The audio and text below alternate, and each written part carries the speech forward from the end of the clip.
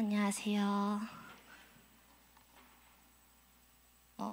안녕하세요. 저는 이제 고등학교 2학년에 올라가게 된 18살 김다솔이라고 합니다.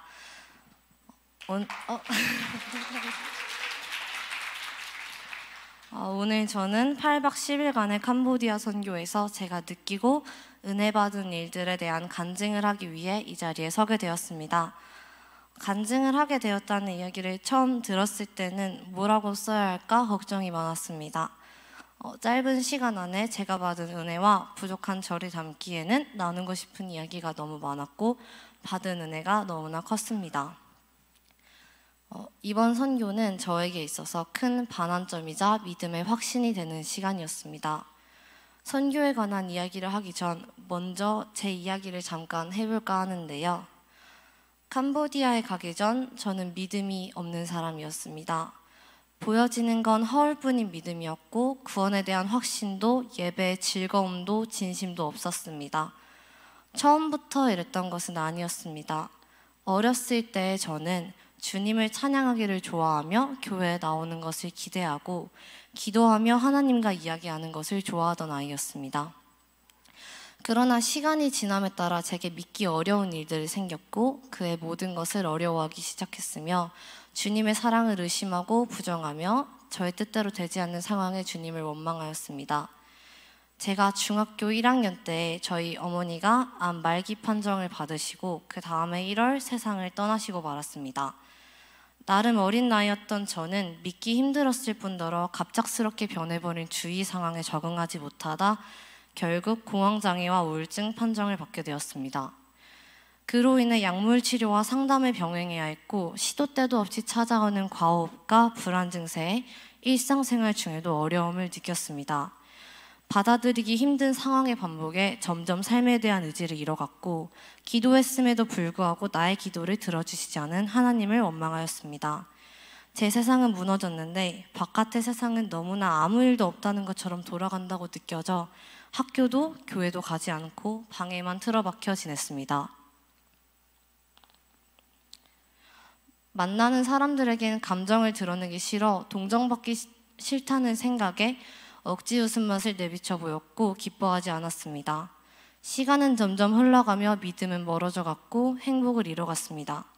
그렇게 살아온 저에게 진실된 행복과 기쁨은 내가 누려서는 안 될 것 같은 감정이었습니다. 불과 캄보디아에 가기 직전까지도 그랬습니다. 처음 선교 이야기를 들은 건 저희 아버지에게서였습니다. 저희 아버지는 저에게 선교를 가시기를 권하면서 너가 많은 깨우침을 얻고 왔으면 좋겠다고 하셨습니다.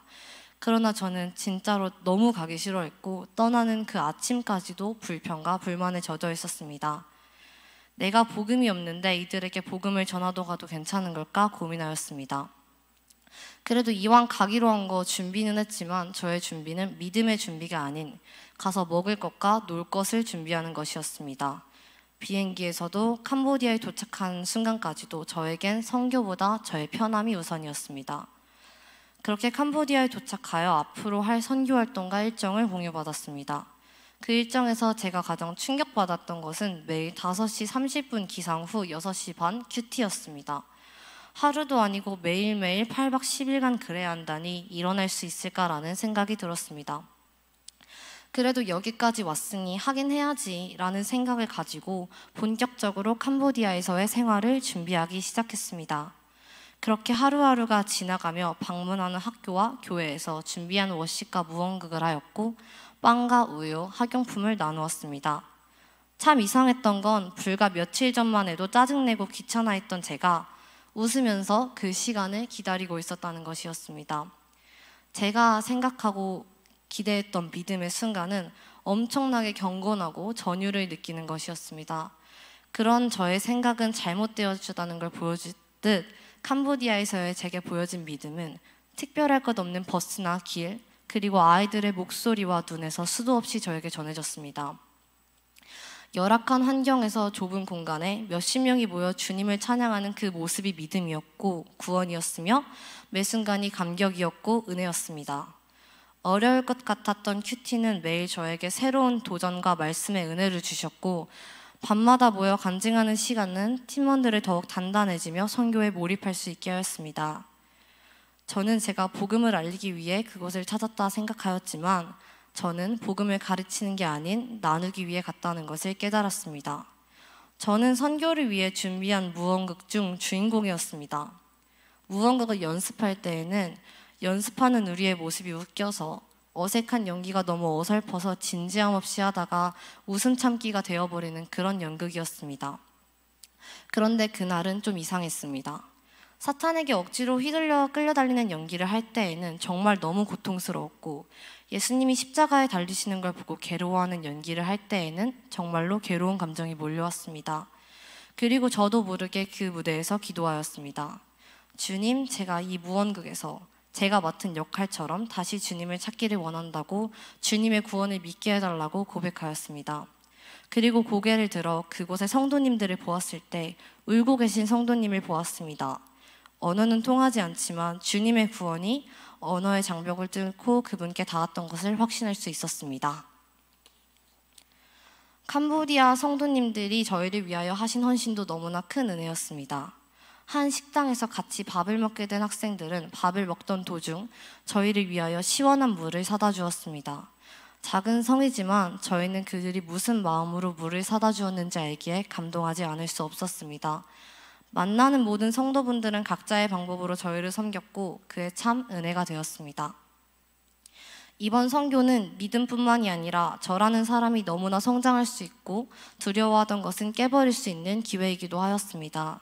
가장 꽁꽁 숨기고 있던 저의 아픔과 두려움을 꺼내고 기도할 수 있고 하나님을 사랑할 수 있었습니다. 아버지의 권유에 어쩔 수 없이 오른 길이고 오는 길에도 몇 번을 후회하였지만 결국 이곳에 와서 믿음을 배웠고 사랑을 알았고 저의 불안정함을 주님의 믿음으로 이끌어 주시기 위해 주님께서 이곳에 인도하셨구나라는 것을 느꼈습니다.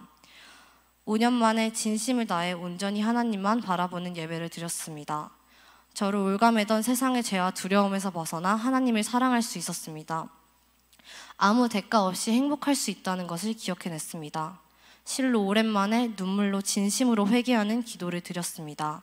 선교가 아니었다면 저는 이렇게 믿음을 가지지도 제 스스로 부끄럽다 생각했던 아픔을 꺼내지도 또한 이 자리에서 간증을 하지도 못했을 것입니다. 몇 년 만에 사람들 앞에서 꺼낸 이 이야기를 두렵냐고 물어본다면 아직도 두렵다고 말하겠습니다. 하지만 주님의 이끄심에 믿음의 길로 나서 이 자리에 서 있고 더는 두려워하지 않으려고 합니다. 주님의 이끄심이 제가 어떤 길을 향하든 함께 하실 거라는 믿음을 주셨기 때문입니다. 돌아온 지금 그 믿음을 잊지 않고 매일 기도로 하루를 시작하고 끝마치며 매일 제게 주신 말씀을 읽고 기도로 하나님을 만나고 있습니다. 기회가 된다면 내년에도 더 큰 믿음을 가지고 주님의 말씀이 필요한 곳으로 떠나고 싶습니다. 선교를 위해 기도해 주신 모든 분들과 함께한 팀원들에게 감사의 말씀을 전하고 또한 이 선교가 한 번으로 마무리되는 것이 아닌 계속되기를 간절히 바라고 기도합니다. 마지막으로 선교 중 제게 큰 은혜가 되었던 찬양을 나누고 싶은데요. 부르신 곳에서라는 찬양입니다. 가사 중에 부르신 곳에서 나는 예배 안 해. 어떤 상황에도 나는 예배 안 해.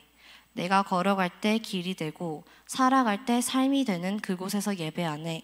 라는 가사가 있습니다. 이 가사처럼 캄보디아에서 계속 주님을 찬양할 성도들과 이곳 한국에서 주님을 사랑할 저희들이 어느 곳에서든 주님의 부르심에 따라 예배하며 예수님을 섬기는 삶을 살기를 바랍니다. 지금까지 간증을 들어주셔서 감사합니다.